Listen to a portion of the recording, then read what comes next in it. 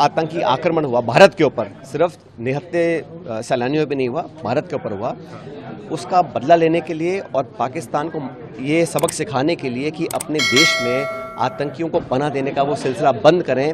भारत सरकार को न सिर्फ कांग्रेस पार्टी ने लेकिन संपूर्ण देश ने पूर्ण समर्थन दिया था और आज भी देते हैं। और हमारी सेना ने कर दिखाया, जो आतंकी ठिकाने थे उनको ध्वस्त किया। हम सबको बड़ा फ़ख्र और बड़ा नाज उसके ऊपर है। और पाकिस्तान ने जो बमबारी करी है सीज़ फायर होने के बाद, वो चिंता का विषय है। और जो सीज़ फायर की घोषणा अमेरिका के माध्यम से हो रही है, कश्मीर पर चर्चा की बात वो करते हैं न्यूट्रल साइट पर, ये आज तक 70 सालों में कभी भी ऐसा हुआ नहीं है। तो हम चाहते सरकार अपना मत स्पष्ट करे कि द्विपक्षीय अगर मामला चल रहा है, हमारी सेना को छूट दी है सरकार ने एक्शन लेने के लिए और हम लोग ले भी रहे हैं, उसके बाद अगर सीज़ फायर की बात भी होती है तो वो अमेरिका के माध्यम से क्यों हो रही है। और हमारी फॉरेन पॉलिसी बड़ी स्पष्ट है, चाहे सरकार किसी दल की रही हो। हमने हमेशा कहा है कि POK जो है, पाकिस्तान ऑक्युपाइड कश्मीर है, भारत का हिस्सा है, उस पर कोई कॉम्प्रोमाइज़ नहीं हो सकता।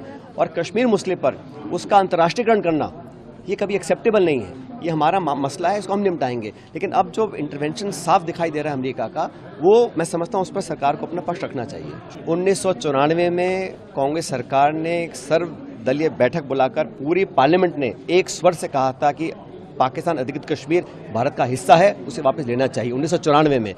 और उस स्टैंड पर कोई चेंज नहीं है, आज भी नहीं है। लेकिन जिस प्रकार की चर्चाएं हो रही हैं पिछले 24 घंटे में, और हम तो चाहते हैं कि जो भारत की एकजुटता है, भारत में सभी दलों ने मिलकर सरकार का समर्थन किया पाकिस्तान और आतंकवाद के खिलाफ, वो समर्थन दुनिया को दिखे, 200 मुल्क दुनिया के देखें कि भारत एकजुट है।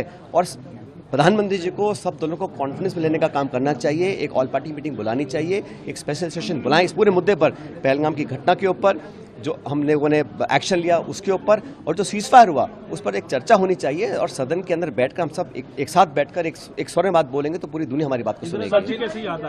इंदिरा जी को याद करना चाहिए, 50 साल पहले जब भारत इतना शक्तिशाली नहीं था, उस समय अमेरिका ने चेताया था इंदिरा जी को कि हम 7वां बेड़ा भेजेंगे बे ऑफ बंगाल में। लेकिन बावजूद उसके उन्होंने राष्ट्रीय हित को सर्वोपरि रखा और अपने लक्ष्य की प्राप्ति करी थी। और भारत ने कभी आक्रमण नहीं किया, भारत ने कभी एग्रेशन नहीं किया, भारत ने कभी जमीन हड़पने का काम नहीं किया। लेकिन भारत की जो संप्रभुता और एकता पर अगर चैलेंज आता है तो भारत को उस जुबान में जवाब देना भी आता है, ये इंदिरा जी ने दिखाया था। 22 अप्रैल को जो आतंकी आक्रमण हुआ भारत के ऊपर, सिर्फ निहत्थे सैलानियों पे नहीं हुआ, भारत के ऊपर हुआ, उसका बदला लेने के लिए और पाकिस्तान को ये सबक सिखाने के लिए कि अपने देश में आतंकियों को पनाह देने का वो सिलसिला बंद करें। भारत सरकार को न सिर्फ कांग्रेस पार्टी ने लेकिन संपूर्ण देश ने पूर्ण समर्थन दिया था और आज भी देते हैं। और हमारी सेना ने कर दिखाया, जो आतंकी ठिकाने थे उनको ध्वस्त किया। हम सबको बड़ा फ़ख्र और बड़ा नाज उसके ऊपर है।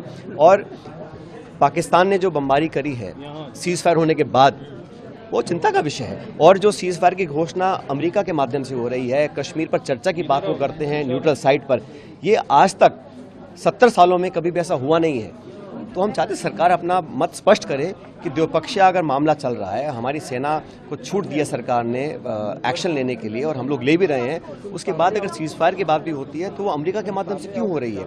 और हमारी फॉरेन पॉलिसी बड़ी स्पष्ट है, चाहे सरकार किसी दल की रही हो। हमने हमेशा कहा है कि POK जो है, पाकिस्तान ऑक्युपाइड कश्मीर है, भारत का हिस्सा है, उस पर कोई कॉम्प्रोमाइज़ नहीं हो सकता। और कश्मीर मुस्लिम पर उसका अंतर्राष्ट्रीयकरण करना ये कभी एक्सेप्टेबल नहीं है। ये हमारा मसला है, इसको हम निपटाएंगे। लेकिन अब जो इंटरवेंशन साफ दिखाई दे रहा है अमेरिका का, वो मैं समझता हूँ उस पर सरकार को अपना पक्ष रखना चाहिए।